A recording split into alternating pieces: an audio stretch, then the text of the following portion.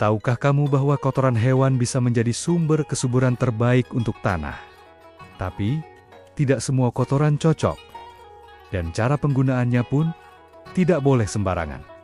Dalam video ini, kita akan belajar metode klasik non-ilmiah dari para ahli pertanian Islam kuno, khususnya karya monumental Ibnu Hajjaj, serta pemikiran tokoh-tokoh seperti Jan, Kastos, Sidagos, Solon, dan Kutsami. Bersiaplah menyelami ilmu pupuk kandang yang tidak hanya alami, tapi juga mendalam dan penuh kebijaksanaan.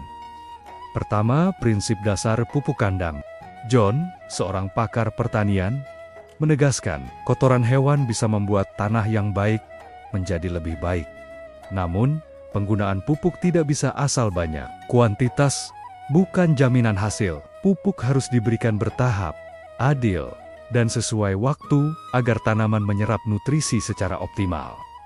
Lebih penting lagi, kotoran harus sudah dingin sebelum digunakan. Jika tidak, panas dari proses fermentasi bisa membakar akar tanaman. Kedua, jenis kotoran dan urutan kualitasnya.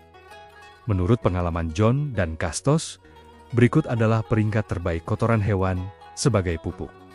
Pertama, kotoran merpati paling unggul, bisa memperkuat tanah dan memperbaiki vegetasi tanaman.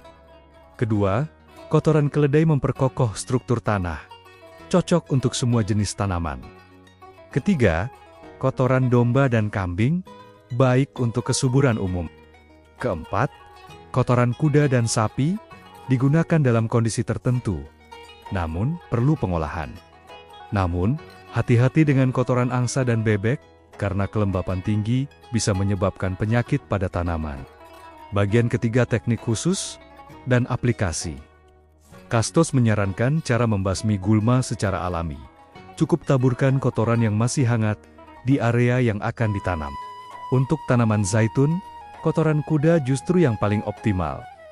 Sementara Solon menekankan pentingnya mendinginkan kotoran di bawah pohon selama beberapa waktu dalam setahun. Hasilnya, sayuran yang tumbuh lebih sehat dan bebas penyakit. Dan saat digunakan pada tanaman buah, kotoran unggas, seperti merpati bisa meningkatkan jumlah buah, memperbanyak cabang penghasil bunga, memperkuat akar, memperpanjang umur produktif tanaman. Bagian keempat, fermentasi dan campuran cerdas. Menurut Kutsami, pupuk kandang bisa digunakan murni atau dicampur. Beberapa bahan campuran terbaik seperti jerami gandum, rumput segar, buah manis, tumbuhan air, rumput, semak-semak. Yang terpenting adalah fermentasi sebelum digunakan. Proses ini membantu mengurai bahan-bahan dan menghilangkan potensi racun. Bahkan tulang yang dibakar, bulu unggas, dan ikan bisa digunakan sebagai bahan pupuk, asal dicampur dengan baik dan sesuai takaran. Bagian kelima, tentang kotoran manusia. Topik ini cukup sensitif. Namun, dalam beberapa karya klasik termasuk pertanian Nabatahea, kotoran manusia disebut sebagai pupuk potensial. Tentu saja, ini sangat bergantung pada penilaian dan kebijakan individu, serta harus memenuhi syarat higienis dan ekologis.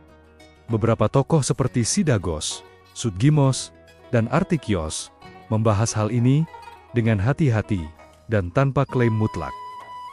Hikmah dalam konsep ini. Apa yang kita pelajari hari ini menunjukkan bahwa pertanian bukan sekadar soal tanah dan pupuk, namun juga soal keseimbangan, waktu, dan kearifan. Para ilmuwan klasik seperti Ibnu Hajjaj telah mengajarkan bahwa pupuk kandang bukan sekadar limbah, tapi sumber daya berharga yang bisa menyuburkan bumi jika dikelola dengan benar. Maka, sebelum buang kotoran pikirkan kembali. Bisa jadi itulah emas yang menyuburkan masa depan. Suka dengan konten ini? Jangan lupa like, subscribe, dan share agar makin banyak orang tahu bahwa kotoran pun bisa menjadi keberkahan. Komentar di bawah kalau kamu tertarik mencoba metode pupuk kandang ini di kebun atau lahanmu.